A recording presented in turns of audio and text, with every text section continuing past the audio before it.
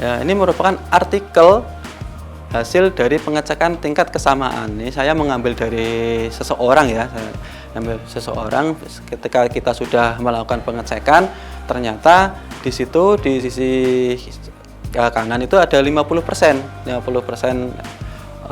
tingkat kesamaan artikel yang dibuat. Itu ada blok-bloknya, itu ada warna-warna, itu contohnya itu yang atas itu warna biru. Nah, itu mengambil dari warna biru dari yang sebelahnya di bawah 54% itu. Nah, itu tinggal klik aja warna-warna itu, nanti akan langsung menuju ke link yang sesuai dengan link yang sama dengan apa yang dibuat oleh mahasiswa, apa yang dibuat oleh dosen, seperti itu. Ini merupakan contoh. Nah, tentunya dari kita melihat contoh itu, kita bisa memahami bahwa ternyata Turnitin itu ternyata bisa membantu kita dalam melakukan revisi. Ya, ternyata sudah diblok dengan menggunakan warna-warna, sehingga kita bisa memparafrase paragraf artikel yang dibuat seperti itu. Ini merupakan contohnya saja. Meskipun banyak sekali ya teman-teman menggunakan software anti plagiasi ya, tetapi di Perpustakaan Universitas Dianuswantoro melanggan Turnitin sebagai sarana ataupun media yang digunakan untuk pengecekan tingkat plagiasi, tingkat similarity ataupun tingkat kesamaan artikel yang dibuat oleh mahasiswa. Seperti itu.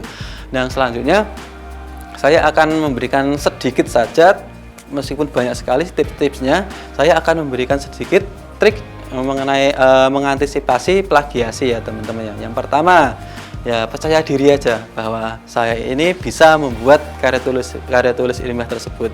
Bahwa karya tulis ilmiah tersebut hasil dari saya sendiri yang membuat, seperti itu. Nah, kemudian menentukan tema penelitian atau yang kekinian. Jangan sampai membuat tema penelitian itu yang sudah jadul, yang sudah sering diteliti orang lain. Ya contohnya aja COVID-19, meskipun itu masih bisa diteliti, tetapi kalau misalkan kita untuk menghindari dari plagiasi ya nggak masalah sih COVID-19, tetapi dengan versi yang topik yang baru nggak masalah. Misalkan kalau kita menggunakan tema-tema seperti itu, tetapi menggunakan kompleks yang terbaru, terupdate dan teraktual, seperti itu. Yang selanjutnya tips yang selanjutnya adalah mengumpulkan referensi terpercaya. Nah, referensi yang terpercaya itu yang seperti apa? Yang contohnya yang terindeks Scopus ataupun jurnal internasional yang sudah contohnya yang ini jurnal internasional itu biasanya sudah dilanggan oleh perguruan tinggi, seperti itu. Menggunakan Springer, menggunakan IEEE mungkin, menggunakan Science Direct ataupun mungkin yang lainnya. Itu ya menurut saya database yang dapat dipercaya dikumpulkan sebagai referensi mahasiswa ketika akan melakukan riset, ketika akan melakukan penelitian, seperti itu. Nah, yang selanjutnya adalah mencantumkan sumber. Ini jangan sampai lupa teman-teman. Ketika kita sudah melakukan mengumpulkan referensi itu sudah kita kumpulkan, jangan sampai referensi itu sumbernya itu tidak dicantumkan. Ini sangat membahayakan sekali ya. Kemudian teman-teman, kalau kita sudah mencantumkan sumber, kemudian ya kita harus mengutip dan memparafrase artikel yang kita buat, seperti itu. Parafrase ini juga trik yang sangat bagus sekali ya. Tetapi jangan sampai ketika kita melakukan parafrase itu mengubah kandungan informasi dari paragraf-paragraf yang kita ambil, seperti itu. Karena apa? Karena yang namanya parafrase gitu ya, kita harus menyempurnakan sumber informasi dari kandungan informasi tersebut. Jangan sampai menggunakan parafrase tetapi mengartikan ataupun mengubah arti dari paragraf-paragraf yang ada, seperti itu. Kemudian hindari kalimat baku, seperti contohnya adalah alamat, undang-undang ataupun peraturan pemerintah. Meskipun itu harus diterapkan, tetapi seminimal mungkin alamat ataupun kata-kata baku tersebut diblok dan diterapkan secara permanen. Bisa diterapkan menggunakan di paragraf-paragraf tertentu saja, seperti itu. Kalau kita sudah membahas mengenai plagiasi, di sini saya akan sedikit membahas ataupun memperkenalkan ataupun bagaimana cara menentukan tema penelitian atau novelty penelitian. Di sini saya menggunakan 3 tools ya untuk menemukan topik penelitian, yaitu menggunakan Fosfaver, Publish or Perish, dan Mendeley. Saya yakin teman-teman mahasiswa, teman-teman dosen sudah mengetahui ya Mendeley itu apa. Tapi di sini saya akan sedikit sharing mengenai Fosfaver dan Mendeley. Kemudian untuk tentunya saya akan sedikit sharing kepada teman-teman terkait dengan novelty penelitian. Novelty penelitian itu apa sih, seperti itu. Nah, meskipun saya yakin teman-teman sudah paham tentang novelty penelitian, saya hanya mengingatkan saja teman-teman, apa sih novelty penelitian itu? Ternyata novelty penelitian itu merupakan unsur kebaruan atau pertemuan dari sebuah penelitian, seperti itu. Jadi ketika kita melakukan penelitian itu tentunya memiliki unsur-unsur kebaruan. Kebaruannya itu apa sih? Nah itu yang merupakan novelty penelitian. Nah, kemudian novelty penelitian itu merupakan memiliki pengetahuan baru atau penelitian sebelumnya itu pada penelitian sebelumnya. Kemudian bisa dikatakan pada novelty penelitian kita bisa mampu menyajikan penelitian sebelumnya, dan disampaikan biasanya itu novelty penelitian ini disampaikan pada bab 2 pada tugas akhir ataupun skripsi, seperti itu.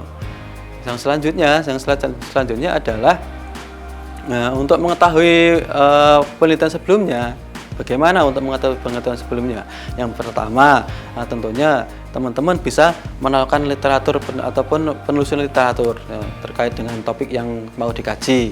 Yang selanjutnya adalah teman-teman bisa melakukan topik yang telah dikaji. Topik yang telah dikaji itu apa aja sih? Nah, itu. Yang pertama itu kan penelusuran literatur, yang selanjutnya topik yang telah dikaji. Terus kemudian tren atau peluang penelitian. Ini juga harus diperhatikan oleh teman-teman. Untuk slide selanjutnya, teman-teman untuk penelusuran literatur pendukung, teman-teman bisa memanfaatkan database yang ada ya. Yang di situ ada database e-journal seperti Science Direct, Prequest, JSTOR, kemudian menggunakan menggunakan database yang dilanggan oleh perguruan tinggi masing-masing, seperti itu. Nah, ini sangat membantu karena apa? Di database tersebut merupakan riset-riset yang sangat bagus, riset-riset yang sudah dipilih. Bahkan untuk masuk ke database tersebut itu sangat susah sekali. Ini menjadikan poin penting bagi mahasiswa untuk memanfaatkan database e-journal sebagai literatur pendukung. Kemudian juga untuk penelusuran literatur pendukung itu bisa menggunakan aplikasi ya. Di sini saya menggunakan Publish or Perish untuk menemukan data atau mendapatkan data, untuk memetakan data.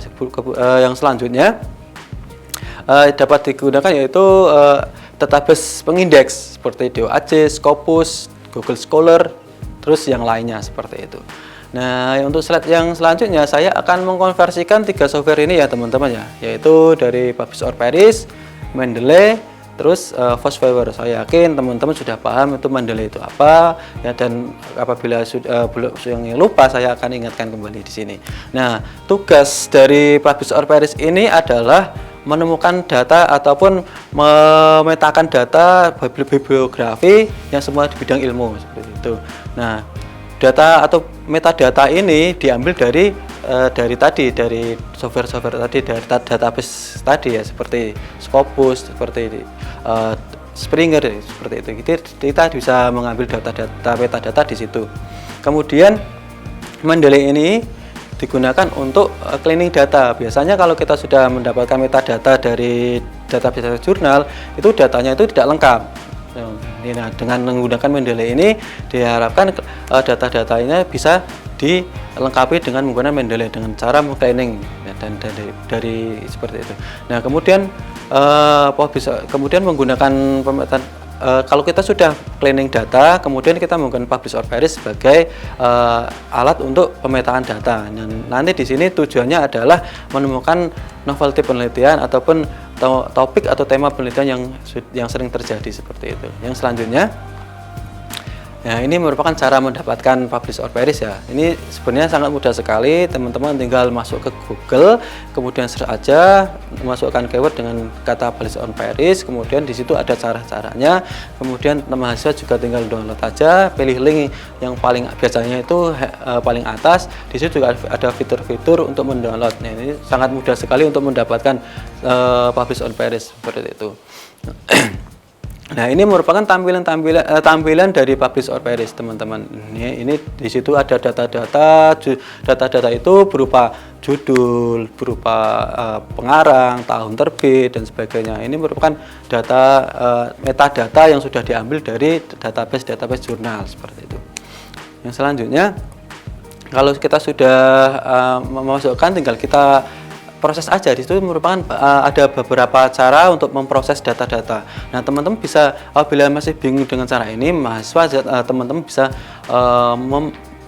bisa mencari referensi-referensi untuk tutorial bagaimana caranya menggunakan Publish or Perish. Bisa menggunakan YouTube mungkin, menggunakan Google mungkin, seperti itu. Yang selanjutnya, tugas berproses ini apabila sudah selesai, tugas selanjutnya adalah mendownload metadatanya. Cukup sekian pertemuan pada hari ini, dan kita akan lanjut minggu depan tentang materi cleaning data dan bagaimana cara menggunakan cleaning data, menggunakan Mendeley dan juga menggunakan Publish or Perish. Sekian, wassalamualaikum warahmatullahi wabarakatuh.